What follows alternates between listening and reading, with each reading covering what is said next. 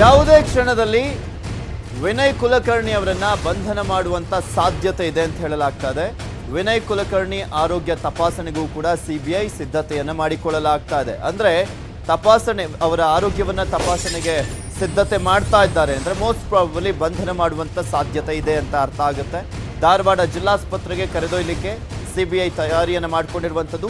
Medical checkup ಬಳಿಕ ಕೋರ್ಟ್ಗೆ ಹಾಜರುಪಡಿಸಲಾಗುತ್ತೆ ವಿನಯ್ ಕುಲಕರ್ಣಿ ಅವರನ್ನ. ಕೋರ್ಟ್ಗೆ ಹಾಜರುಪಡಿಸಲಿದ್ದಾರೆ ಸಿಬಿಐ ಅಧಿಕಾರಿಗಳು.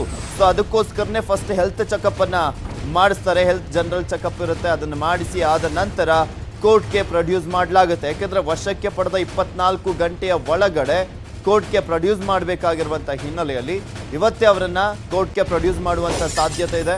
ವಿನಯ್ ಕುಲಕರ್ಣಿ ಅವರನ್ನ ಕರೆದೊಯ್ಯಲಿಕ್ಕೆ ಸಿಬಿಐ ತಯಾರಿಯನ್ನ ಮಾಡಿಕೊಂಡಿದೆ.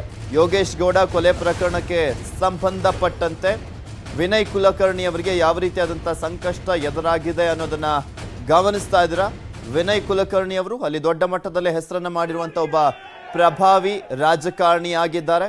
ವಿನಯ್ ಕುಲಕರ್ಣಿ ಅವರನ್ನ ಹೆಲ್ತ್ ಚೆಕಪ್ಗೆ ಅಂತ ಈಗ ಅಲ್ಲಿನ ಜಿಲ್ಲಾಸ್ಪತ್ರೆಗೆ ಕರೆದೊಯ್ಯಲು ಎಲ್ಲ ರೀತಿಯಾದಂತಹ ಸಿದ್ಧತೆಯನ್ನ ಮಾಡಿಕೊಳ್ಳಲಾಗಿದೆ. ತದನಂತರ ಕೋರ್ಟ್ಗೆ ಪ್ರೊಡ್ಯೂಸ್ ಮಾಡುವಂತ ಸಾಧ್ಯತೆ ಇರುವಂಥದ್ದು. ಹೆಲ್ತ್ ಚೆಕಪ್ ಮಾಡಿಸ್ತಾರೆ ಅಂದ್ರೆ ಕೋರ್ಟ್ಗಂತೂ ಪ್ರೊಡ್ಯೂಸ್ ಮಾಡೇ ಮಾಡ್ತಾರೆ.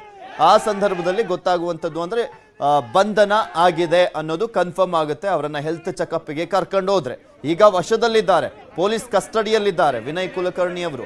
ಅಕಸ್ಮಾತ್ ಅವರನ್ನ ಹೆಲ್ತ್ ಚೆಕಪ್ಗೆ ಕರ್ಕೊಂಡು ಹೋದ್ರೆ ಬಂಧನ ಮಾಡಿದಂತನೇ ಆಗಿರುತ್ತೆ. ಈ ಪ್ರಕರಣಕ್ಕೆ ಸಂಬಂಧಪಟ್ಟಂತೆ ಕಾದ್ ನೋಡೋಣ. ಅವರನ್ನ ವಿಚಾರಣೆ ಮುಗಿಸಿ ಕಳಿಸ್ತಾರಾ ಅಥವಾ ಜಿಲ್ಲಾಸ್ಪತ್ರೆಗೆ ಕರ್ಕೊಂಡೋಗಿ ಹೆಲ್ತ್ ಚೆಕಪ್ ಅನ್ನ ಮಾಡ್ತಾರಾ, ನಂತರ ಕೋರ್ಟ್ಗೆ ಪ್ರೊಡ್ಯೂಸ್ ಮಾಡ್ತಾರಾ ಅಂತ.